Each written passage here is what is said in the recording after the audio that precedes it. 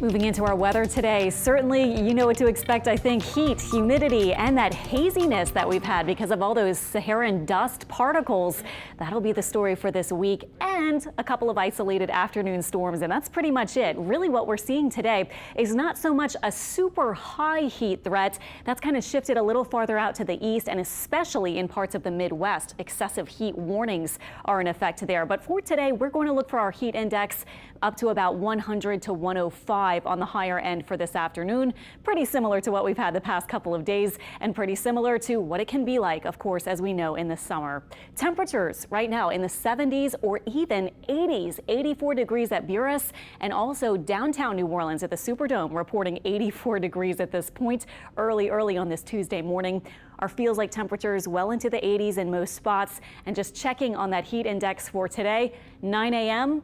already could feel like about 94, getting to the afternoon around lunchtime, feeling like near 100. And then as we move through the evening, our feels like temperature will drop through the 90s as our air temperatures drop through the 80s. So again, today, hot and hazy, couple storms possible. We'll say about a 20% chance for a couple of those storms this afternoon.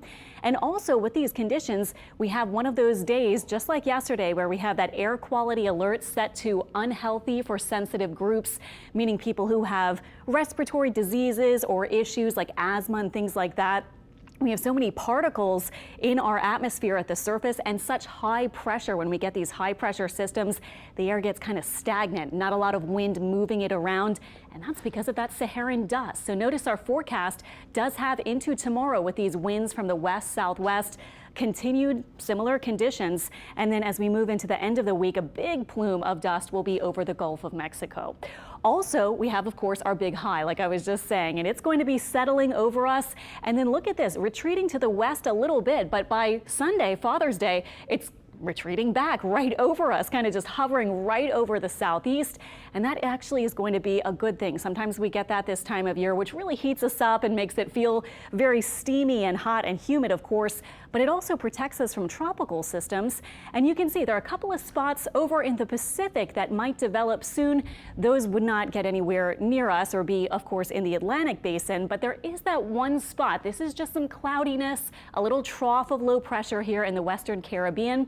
And it now has about a medium chance, 40% chance of developing in 5 days as it hugs the coast of Central America and eventually kind of moves toward Yucatan or maybe just into Mexico in the southern part of Mexico, possibly into the Bay of Campeche briefly. But the big thing for us is going to be that high pressure shunting whatever is here off to the west. And with that big blocking high, it's not going to be able to get anywhere near the United States. The next name on the list, by the way, if you're curious, Bonnie. Of course, we've made it through Alex, Tropical Storm Alex already.